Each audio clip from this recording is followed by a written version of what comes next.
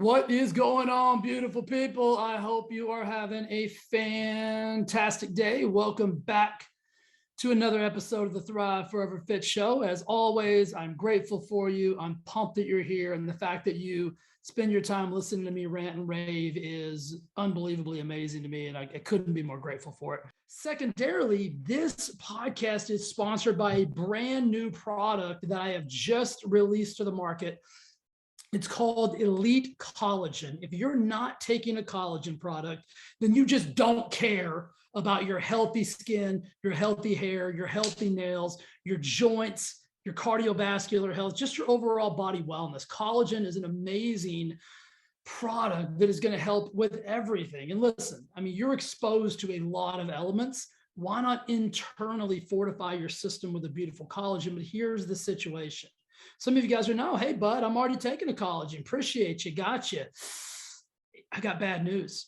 The problem is this. Most collagen powders are just that. They're powdered collagens, and they're made from bovine, which is cows, or porcine, which is pig's skin. Have you ever seen a cow's skin or a pig's skin? Some of them are plant derived. We won't even get into those. The collagen, it's not even really a collagen product. It's a makeup of stuff that tries to become collagen. But if you're taking a collagen powder, one of those big hefty collagen, gross, chalky, whatever it is, just know that it's coming from skin of cows and pigs. And of course they wash them. But if you've ever been at a pig farm or a cow farm, not the most savory of things. My collagen is a marine-based collagen. And here's the big thing. Forget all the other shit I've already said. Here's the differentiation between mine and the one you're already taking.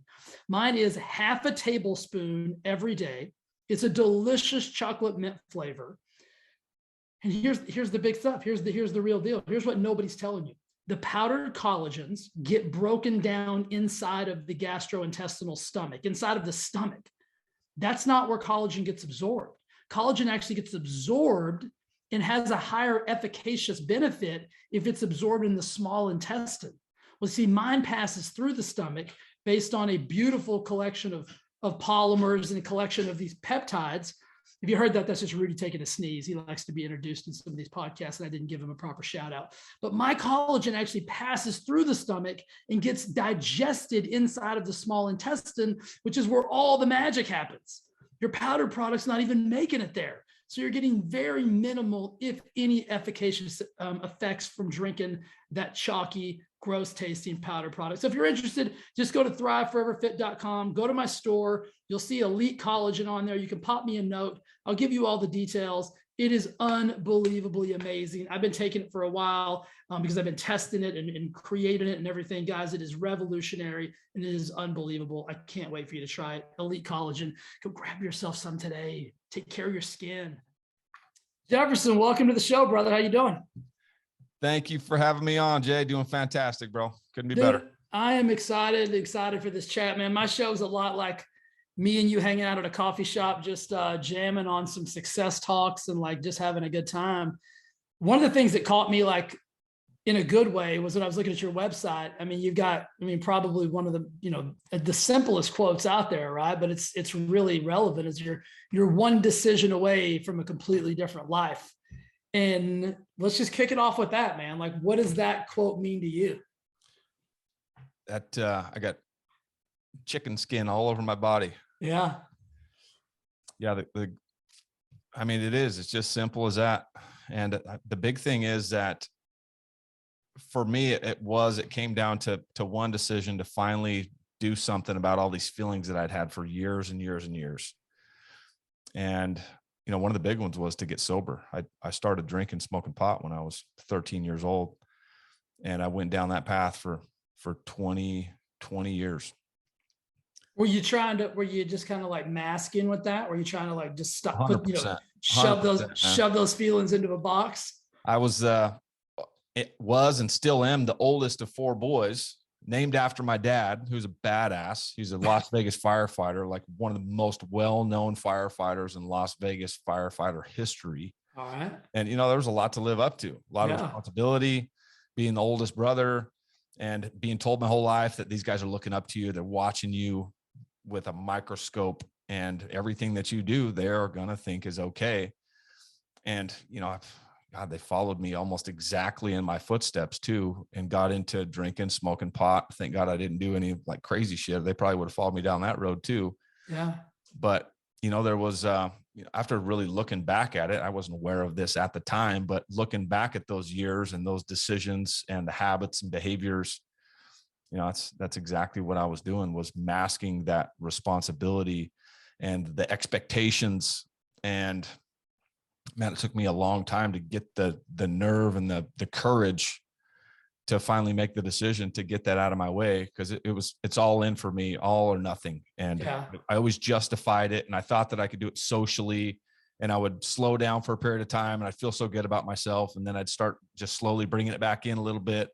And then before I know it, there I am, like every single day smoking weed and hiding alcohol from my wife. And until I could pull the trigger on getting that out of the way and focus all those same addictive tendencies on productivity and positivity and growth, Yeah. I was just stuck repeating the same patterns over and over. They talk about rock bottom, right? Like, I mean, that's a pretty cliche thing, right? Though you got to hit rock bottom, blah, blah, blah. I mean, and I think for some people that means different things. Was there a rock bottom? Was there a one decision? Was there one thing that like, you were like, all right, man, now it's time? Or did that kind of just happen? You know what? There was a lot of things that led up to the decision, but kind of the straw that broke the camel's back was one day I drank all day. I started at 10 o'clock in the morning golfing with my little brother, ended up at a concert that evening, going to Florida Georgia Line and Nelly concert. And God, I just went hard that day. I brought a water bottle full of vodka into the event. And then, by the time we were halfway through the event, I was belligerent and could barely walk, barely talk. I started getting a little irritable because now everybody's having fun and they're still coherent, and I'm just like the farthest thing from it. So I ended up leaving the event so I would quit making a fool of myself, getting in a fight on the way out. And I don't even remember why, but I knocked this guy out, just headbutted him. And then it scared the heck out of me. And then I got in my car and I left the damn keys in the car. Somebody else was supposed to be driving, but I was scared and just left in the car, drunker than I've ever been. And, thank God I didn't kill anybody or kill myself. Ended up running from security and ditching the car, and it got impounded. Supposed to go to a birthday party the next day with that car and take all the kids with it. So we ended up having to Uber all the kids to the birthday party. And I was so hungover that I couldn't even participate. And my whole family's there. Yeah. So it's like this really shameful day that, I'll never forget, because it was like, I never want to do this again. I'm the oldest brother. I'm a father and a husband. I want to be a good example and be somebody people can look up to. And 2 months later, I joined that mentor program with Grant Cardone. 2 months after that, I finally got the nerve to have the conversation with my wife and tell her that I had a serious problem with drinking, and she didn't even know half the shit that I was hiding from her about, just drinking every single day and driving drunk all the time and smoking weed every day. And I mean, it just took that one decision, that one conversation, finally making the commitment to do something about it. Yeah. And I've been sober since that day and just kind of shifted all that focus towards business and growth. And now I've got an incredible business and was able to save my marriage and congrats, man. I hate that you had to go through all of that to get to that place. But I mean, I think we all have a journey, right? And yours was just a little bit more hectic and chaotic than hopefully most people. With all of that, what were you doing at the time? I mean, it sounds like, it would be, you were obviously kind of functioning, but were you working? Yeah. Were you like, what was it? And I was just a high functioning addict. Yeah. I had a sales job with the capability of making high 6-figure income, but I was barely skating by. I made my own schedule, and I would work the minimum amount of hours so I could make my bills and then justify the time going home, because I was so focused on getting back home to drink my 30-pack. Yeah. I mean, every day I'm going home at 5:30 or 6 o'clock when I should be out there. That's like the golden hour to be out there talking to people and making contacts and selling windows, which is what I was doing at the time. And, it was just, once I started making the decision to switch out some of those bad habits for good ones and productivity and staying focused on my goals, providing a better quality of life for my family. I mean, I tripled my income in a matter of just a couple of months, just by changing the level of activity that I was doing. Let's talk about that. Let's talk about those habits. I mean, because a lot of times, like I deal with a lot of people who just want to lose weight or want to they feel like crap. They're, I mean, they're addicted to feeling like shit, or they're addicted to food, or they're addicted to food and booze, or, a lot. I think everybody has the propensity to be addicted to something, right? Because a lot of times if you're running from anything, you're usually going to be using something as that vice. And Absolutely. so for you, how was because I think this is so powerful. You just said it. You said I replaced bad habits with good habits. Like, what did that look like for you? And did you know to do that? Or did you just think, okay, like today I got to do this instead of that? You know what? I think there was a little bit of it that was just, I was just following the advice of a mentor. Okay. So I guess I kind of did do it on purpose, but the most of the things that I was doing was just out of, making things in my life unacceptable that should have been unacceptable to begin with. But I started just blocking out all the negativity with the content, the TV, the people that were negative in my life. And I just completely replaced those things and had a calendar that was full of things that were productive. So there really wasn't any room for those things anymore. Yeah. And I went, so I'm writing a book right now. It's called All In, because of this, like this addictive nature that I have. And I know that a lot of people have that are entrepreneurs. Yeah. Is you're either all in this direction or you're all in this direction. There's not a whole lot of gray area for me. Right. So now for the past 5 years, it's been slowly getting more effective and more efficient, and using calendars and assistants and hiring a bunch of people. I went from just me running the company for the first 18 months and a couple of salespeople to now we're approaching 100 people. And, when you can buy back your time like that and have just incredible people on the team, there's some amazing things that you can do with your time, and the efficiency that you can grow a company with solid people, that because of this culture environment that I've created within my company, people want to be a part of something that's going somewhere. Yeah. That they can see themselves having their own type of success in. Man, it's so cool. And it all started, what you did, I call it like auditing your inputs. Like you just started auditing what you were allowing into your life. And when you do that and you don't allow that negativity and the nonsense in, it really does allow you to focus, and you just elevated your standards. Like you no longer tolerated those weak behaviors from yourself. And as a man, it's hard to say, like, I had weak behaviors, man. I was not acting in the level that I knew I should have been. So hats off to you for being able to do that. And then everybody listening, it didn't start with anything monumental. It doesn't sound like it. Sounded like you just started showing up for yourself today and then doing it again tomorrow and then the next day. And you, I mean, go ahead and drop the number on us, man. Cause I mean, you've grown this business from, let's just say 0 to like, I mean, you're one of the biggest businesses in Utah, especially in the window world. So, so what are we doing now? So we did $1 million the first year just by myself, closed every single deal. And then the second year we did 2.2 million. Cool. In 2019. 2020 was crazy, man. I made some big goals for that year. And, then the pandemic hit. Everybody's scared to death. I called an emergency meeting on March 17th. Everybody's sending me text messages like, we don't know what to do. We're starting to prepare and buy toilet paper and all this stuff. And everybody's just like feeding into all of the social media and the news. And I called an emergency meeting. I was like, listen, I think this is all bullshit. And whether you guys believe it or not, we are not slowing down. We're going to actually harder than we've ever gone. We're going to train harder. We're going to become better salespeople. We're going to work longer hours while everybody else is contracting. We're going to expand and keep hiring people. And we're going to come out the other side of this thing on the top of this industry. And man, I got everybody bought into going hard, and love it. And there was not a better time in history to catch people at home about their replacement windows. Couldn't be better. By 500% in 2020. And we went from 2 million in 2019 and we did 10.5 million in 2020. Come on, man. I mean, how awesome is that? I mean, you and the team, right? The team had to be like, first of all, I think that there's a couple things we got to unpack there, right? Like, people don't follow somebody they don't believe in. So you could have shown up to that meeting, let's say your previous self, you know what I mean, before you decided to make these changes, and not a soul would have followed you, right? you showed up to that meeting and were convicted about it. You talk about like emotional leadership and why it's effective. Like, these people believed in you and they're like, all right, dude, like if we're going to do it, let's go. And look what you guys did, man. That's gotta be, how pumped were your people? How pumped were your employees and your, people who work with you?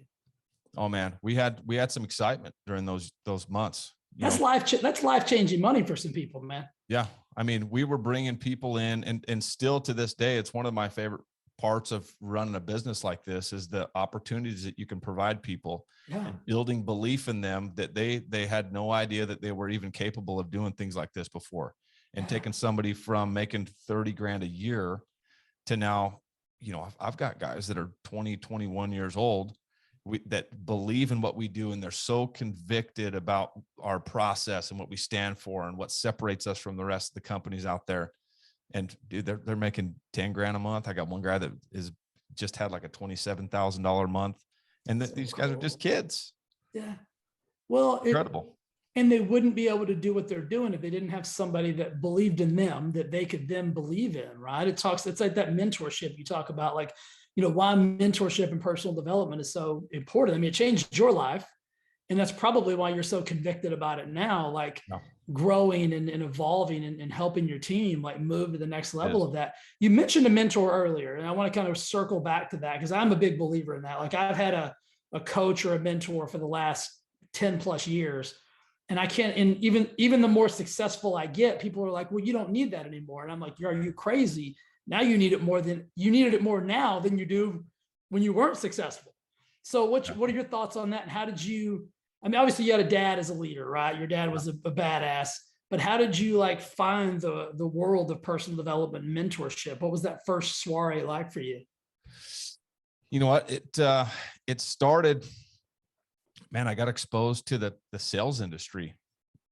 And, I'd had a sales job selling blenders at Costco's, and, I'd never really been exposed to the personal development side much back then. It was my mom that kind of turned me on to Tony Robbins and Esther Hicks. Oh yeah. And, I had some influence early on in my life, but never really took it seriously until I started getting involved in it was a insurance company, and they were heavy recruiting company. And, I didn't do well in that company. I wasn't ready at that stage of my life yet, but it was a blessing because it exposed me to this culture of personal development and reading books. Yeah. And I started getting exposed to people that were operating at a high level for the first time, and success stories and just a ton of positivity.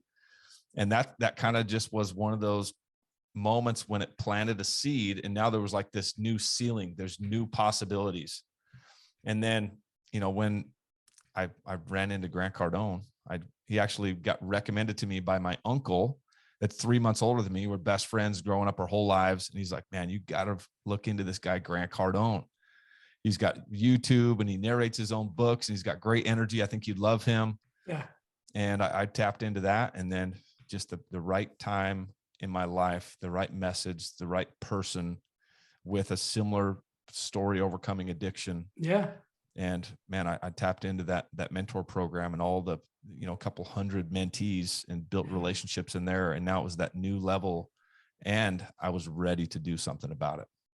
Yeah, that's the cool thing, man. You got to be ready, right? And like the whole Grant story, I mean, selling cars, very similar path, like, doing drugs and drinking and not really living the optimal lifestyle. And he'll even tell you today, as successful as he is, hey, listen, if I can do this, you can do this. Yeah. He's just willing to outwork everybody. You know what I mean? Man. And that's the cool thing. So you find Grant through your uncle. Kind of, did you read any of his books first? Or did you just kind of like start dabbling? Yeah. That was my first exposure to him, was the 10X rule. Yeah. I read it. Loved it. On Audible. Me too.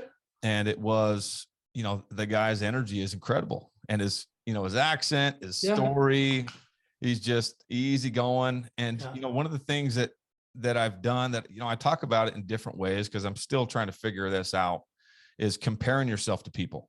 Sure. But I was comparing myself to Grant Cardone and the way that he talks about it and how possible he makes it seem, because he really is. He's just this old boy from this small town in Louisiana. Yeah. He's got incredible work ethic, and he had big dreams for himself. And now for the past 5 years, I've basically just followed every word and emulated everything that he has done to reach his level of success. And I've gone from, I made 75 grand in 2017 and was a drunk and, on the verge of losing my marriage and losing my family, to now, we'll do close to $20 million in sales this year. And I'm throwing an event. Dude, go ahead and smile for a second. Come on, man. Yeah. Are you shitting me? Or you said that? I made $75,000, probably 20 million. Come on, dude. You got to be, that's amazing, bro. Like, that's really cool. There's a lot that can happen once you just make a decision in your life to not make the things that are causing the same results acceptable anymore, and just start going after your dreams. Yeah. Tell me about the event you're going to host. And then I got a question for you about comparison. Like when you said that about Grant, because I think there's a couple of ways you look at that, but go ahead and tell me about, so your host, is this your first live event you're going to be hosting? Yep. First live event. I've been to dozens and dozens of events over the past 5 years, but I'm partnering up with some incredible experts and business advisors in the home services industry. It's called the Home Services Scaling Summit. It's September 21st and 22nd this year in Salt Lake City, Utah. We also have a virtual component. And man, it's exciting to be able to now take all the experiences and the tools and methodologies that I've used to get to this level, and now be able to get back and help other small businesses be able to scale really quickly. So cool. And I'll put that link in the show notes so everybody can easily find it, get the dates and everything like that. Right on. Thank you. Y'all, absolutely, brother. You said I compared myself. And so, I think comparison's a double-edged sword. If used inappropriately, it can really set you back, right? Because it can be like the thief of joy. If you're like, oh, well, look how successful Jefferson is. Like, I'll never have that. Like you know what I mean? You start making up this story about how we're different. Yeah. You did the exact opposite. You said, I'm going to compare myself to this person because success leaves clues, and we're not that different. Yeah. Like if this dude can do it, I can do it. That's kind of how I use comparison. Like I'll look at somebody and I want that. Like I want somebody who's more successful than me so that I can be, I don't even have to catch them, but I'm damn sure going to get right on their heels and chase them. Because if I do, guess what's going to happen to me? Success. And so you use comparison intelligently and appropriately. And so whenever you hear comparison, guys, everybody who's listening, like it can be used as a tool. And that's exactly what you did. You did. And that's so smart, brother. It is, and I've battled with it because there's also the people that I know compare themselves to other people, and it works against them. Totally. And they get down on themselves. Yeah. And, they're comparing themselves to people at such a high level, and they are saying stuff like, that's for them. That's not for me. Right. And that's just, you probably do that at some level sometimes. Grant has accomplished such incredible things with his life. Sure. But the guy really is, he's just an average guy, but he's got incredible work ethic, and he's been consistent for years and years and years doing productive things with his life and building an incredible organization. And there is no reason why I can't do that. Love that. I 1,000,000% agree with you. I think there's, I tell people all the time, like, you can be, do, and have whatever in life you want, if you're willing to, take the necessary actions, right? Grant talks a lot about like the 4A system. And he said, but we're going to stay over here in the last one, which is action. And the problem with just taking massive action is sometimes it can feel chaotic. And so you got to be able to kind of manage chaos. Yeah. You got to be able to manage chaos. But when you get good at managing chaos, that's when the magic happens, right? You can some really powerful things will happen personally and professionally. Yeah. Let's talk about this. Let's shift back over. Because obviously, uber successful businessman, got the live event coming up. You're writing a book. You got a really successful podcast. How has this transition affected your personal life? You know what? It was, when I made that hard of a shift into my business and the focus on sales and growing this thing, recruiting, developing people, there were some other things that took a hit. I bet. And, I bet you lost some people. I bet you lost some people you thought were friends and acquaintances. So there has been, like that. You'll hear this, and even Grant talks about it, that along the way, as you're starting to change your habits and your behaviors and taking your life to the next level and really doing things that a lot of people aren't willing to do, you'll have people calling you out on it and telling you to slow down and smell the flowers and enjoy yourself. And I got to experience that for the first time, and just out of the blue, people that, we don't talk very often, And for whatever reason, they felt compelled to call and tell me that I needed to slow down and take it easy and enjoy the process.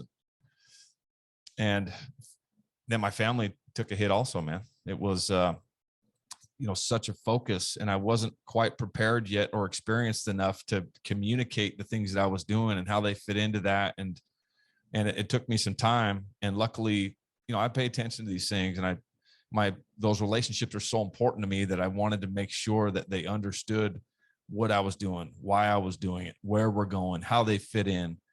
And, over the years, I've gotten pretty damn good at that. And now my relationships are better than ever. My marriage, was literally on the brink of disaster. I can imagine.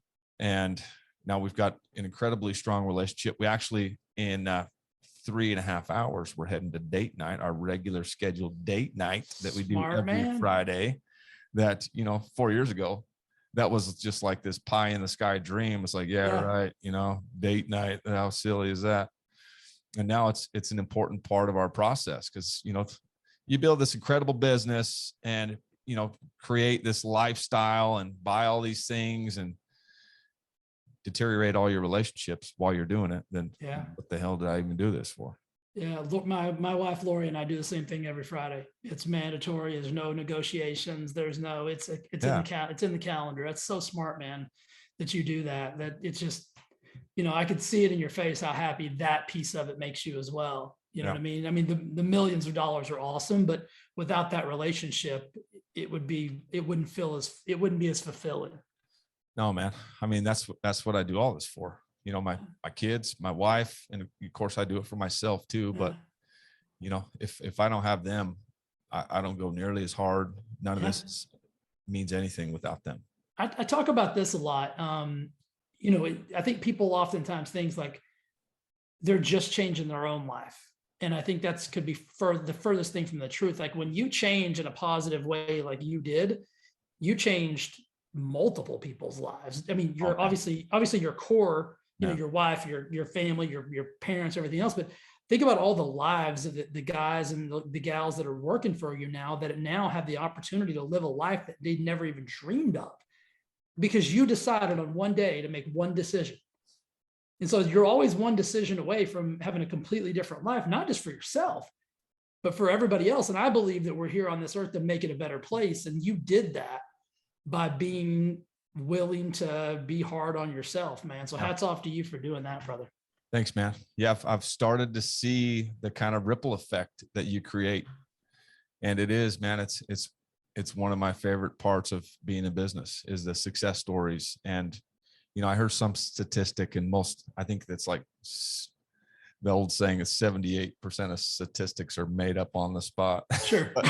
It was, you make a positive impact on somebody's life, and it has this ripple effect, and especially to the tune of changing their life where you're triple, quadruple, and, sometimes even higher for their income.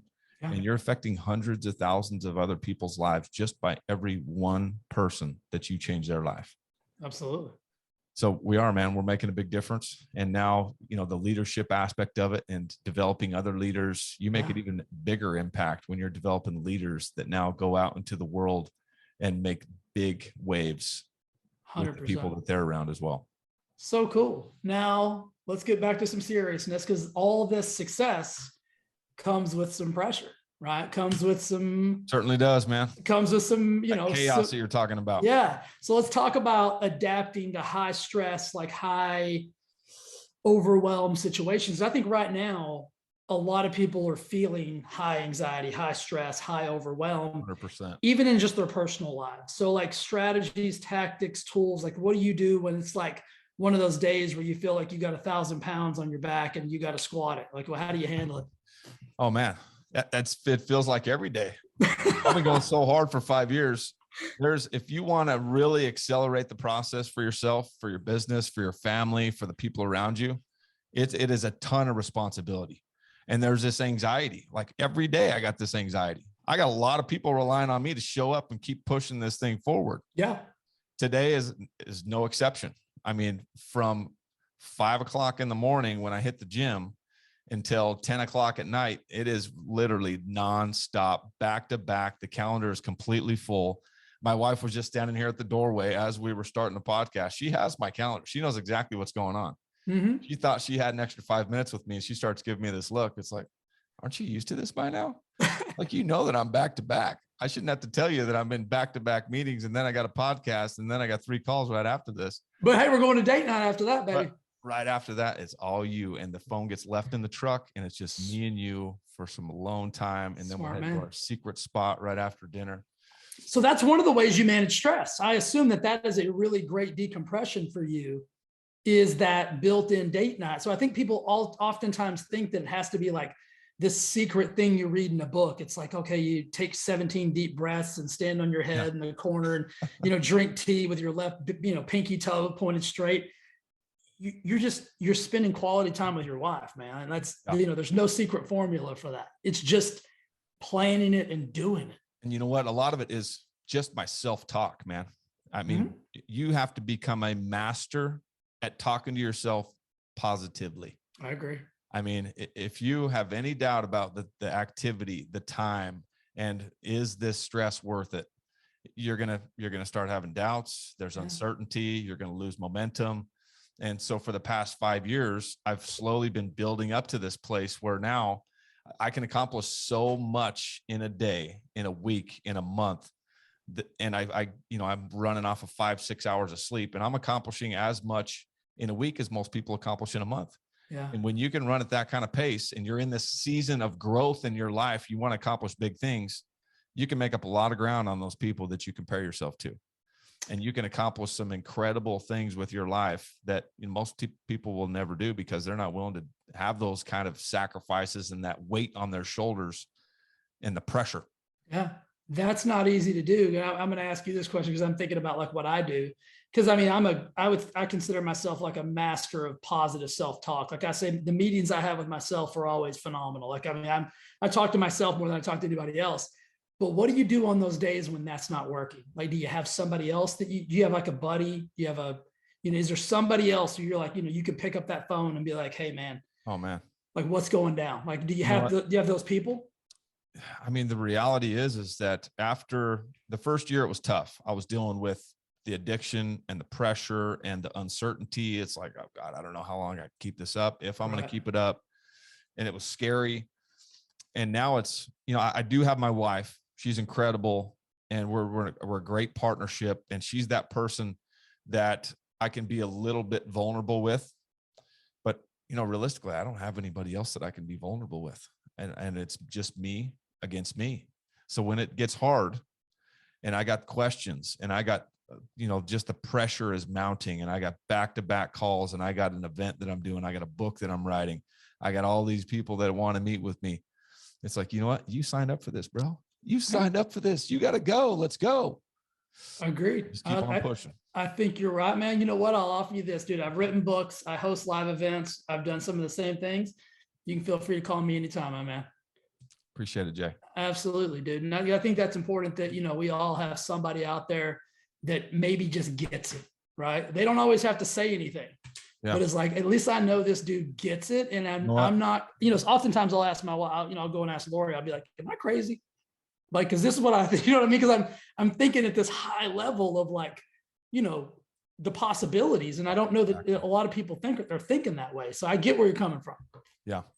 But I agree, man. You gotta have an outlet. And I've gotten good at doing it myself, because I feel like I have to be the strong person all the time, and being vulnerable is a challenge. But God, it's been good to have my wife as that support system that I can have those vulnerable conversations with and hash out some stuff that I'm dealing with. But for the most part, man, if you're going to do big things with your life, you got to be resilient, and you got to build up this calloused version of yourself that can push through some uncertainty and anxiety and fear and just keep pushing and know that it's going to work out, and you got what it takes. I agree. Let's talk about the gym, because you mentioned that. How big of a role does your physicality play within your mindset and being able to do all the things that you do? I own a gym. Like, I'm big in the fitness industry. So for me, it's like, without it, it's like my best therapist. Yeah. Right. So how does that play a role in your life and what you're doing? Well, it's been an integral part over the past 3 years. For the first 8 years of my marriage, I let that slip, and my health wasn't all that big of a concern for me. But, since really starting the business and then pushing my limits as far as the time that I can put into a day and effectiveness and hours of sleep, I started to really wear myself thin.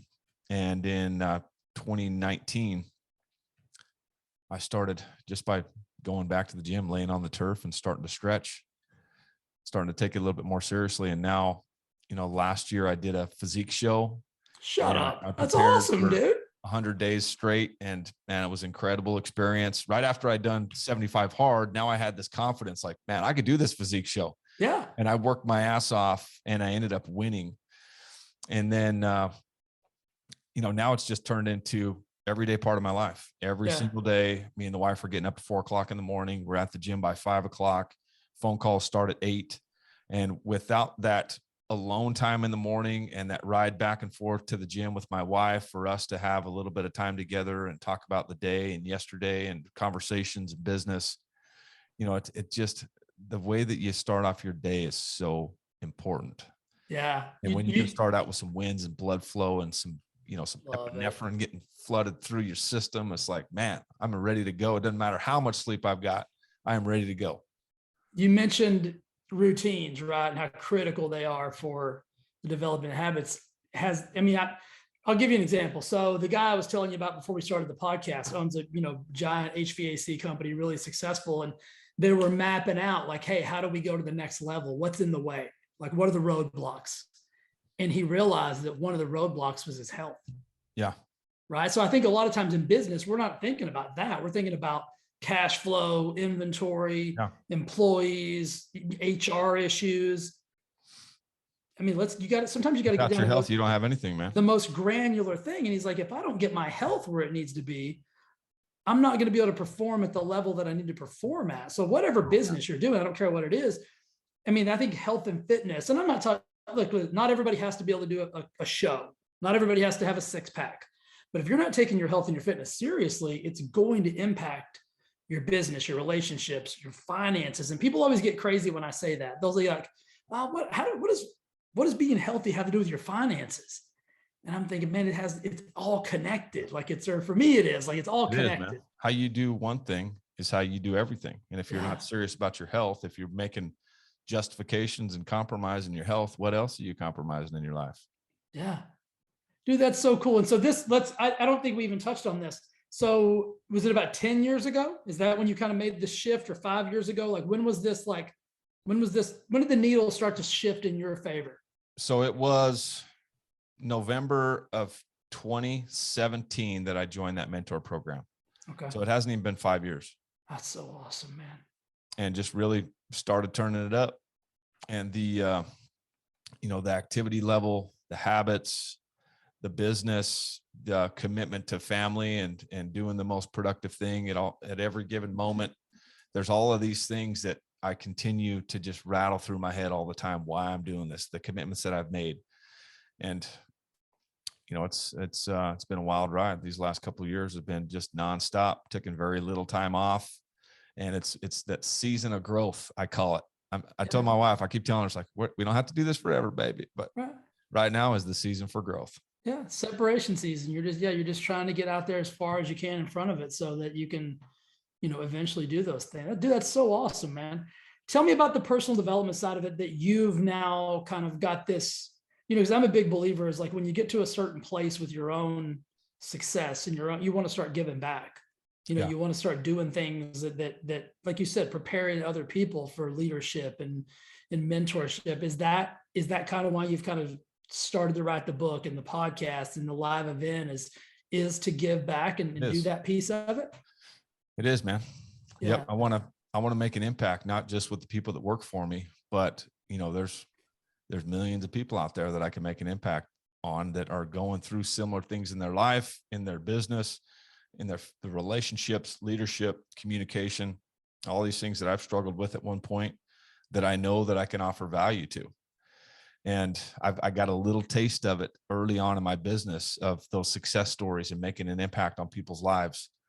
And it's like, man, it's like I have an obligation to share and to put myself out there and to tell people what's possible for themselves. And the reality is only 5% of people are ever going to do something with it. But I'm going to focus on those 5%, because that 5%, when you're talking about millions of people, is let's talk about that, dude. Because that gets me, man. Because I'm like, I've got coaching clients all over the world, and the hardest thing, and I always tell people this, the hardest thing for what I chose to do is that's to help people optimize their life, make a transformation. Usually has something to do with weight, right? Losing weight to get to another place to where you want to be. But I've only I've got a 5% win rate on that. And it's hard. You know what I mean? It's like, and sometimes I'm like, why'd you sign up for this? Because it's so, I want to help everybody. It's just in my DNA. Like, if you come into that's what I said to you a while ago. Like, I don't even know you. I'm like, you're going to get my cell phone number after this is over. If you ever decide to use it, that's up to you. But that's the kind of person I am. I'm like, I want to be a resource for people. Yeah.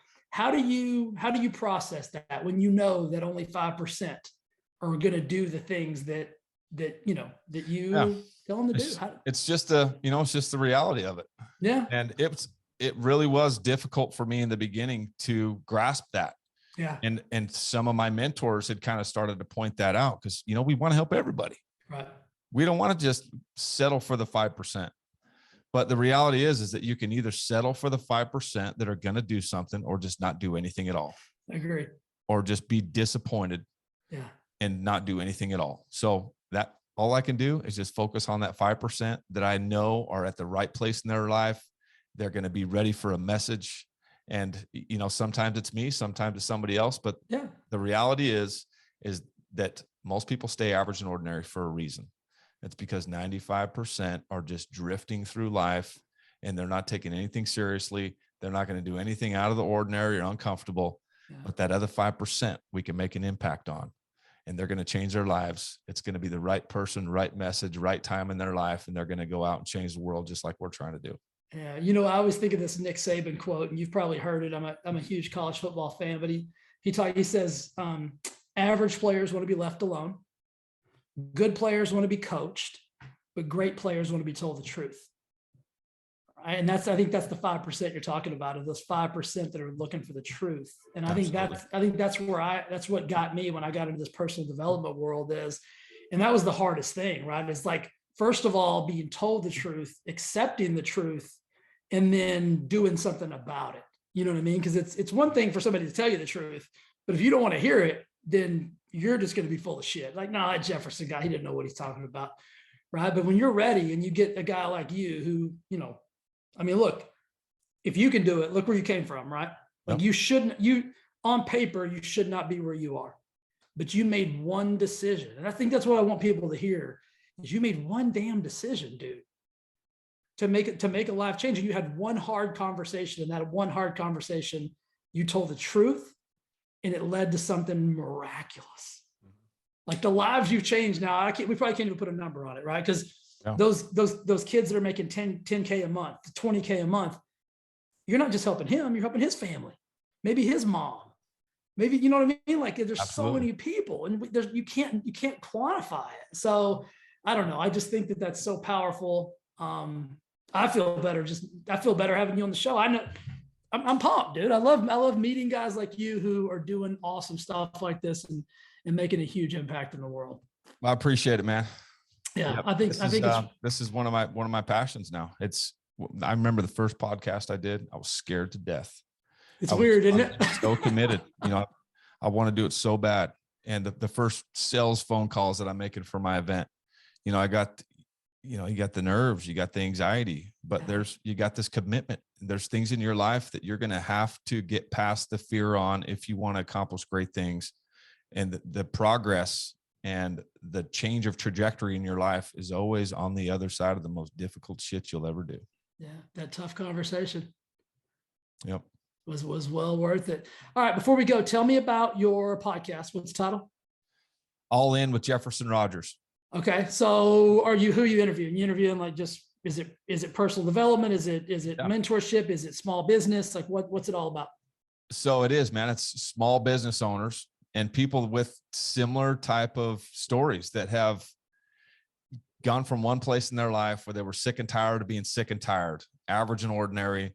And they made a big decision in their life to go all in. and completely change the trajectory of their life. And then some of the impacts that they've made on other people. And the majority of them has been small business owners. You know, home service industry is my little niche. I started building houses with my dad when I was 9 or 10 years old. And I've basically been in the home services industry my entire life. So those are my people. Yeah. We speak the same language. You resonate with that. Absolutely. Yep. And then what about the books? Are you still working on the book? Are we close to? Getting dang close, man. We got all the content out of the way. We just wrapped up the intro this morning. Actually, I did a call with my ghostwriter. Cool. We got the intro wrapped up. We're preparing it because I'm using it as a digital preview for the book at the event that I'm giving everybody. Okay, cool. And then 1st of 2023, we should be through all of the revisions, and we're working on the cover and the, you know, the back cover, the inside cover. And there's a lot of stuff that we're working on right now over the next 6 months, but early 2023, I'm hoping before the end of the first quarter, we'll have the book out, and it's called All In: Get Unstuck, Accelerate, and Go Further, Faster. I love it. Dude, I've written 2 books, and my hat goes off to anybody who's willing to undertake that process. Because big undertaking, man. People are always like, oh, you should write a book. And, you know, I used to think the same thing. I'm like, oh, you'd be cool. You should write a book. After you write your first book, you're like, somebody says, hey, you should write another one. You're like, I'll fight you right now. Like, you have no idea exactly what it's like. And so I say that for this, whenever that book comes out, please let me know so I can help you promote it. I can help you get out to the world. And I appreciate it, man. You know, talk I'm going about for that Wall Street Journal bestseller, and I'm going to need some help to get there. Yeah. We can't do it alone, man. So you let me know, let me know before it comes out so I can get ready to help you and get all the wheels in motion and do all that. I'll get everything linked in the show notes, your podcast, the live event, everything. Dude, you're an absolute rock star, man. I feel better knowing you. And I know you just changed some lives today just through us having a little chat, man. So I appreciate it. Thanks for having me on, Jay. It's been a pleasure. Dude, I can't wait. Like I said, as soon as we hang up, I'm going to give you my cell phone and we're going to be buddies. Okay. All right, dude. Thanks for being on the show, brother. Appreciate it. Hey, before you go, I'd just like to say thank you again for listening to the Thrive Forever Fit podcast and watching on YouTube. It means the absolute world to me. And if you would do me one favor, and that is simply subscribe and review this podcast on whatever platform it is that you enjoy it on, YouTube, Apple, Spotify, doesn't matter. I would absolutely be so grateful and so thankful if you do that for me. Thanks again for listening, and I'll see you again next week with an awesome episode. Bye.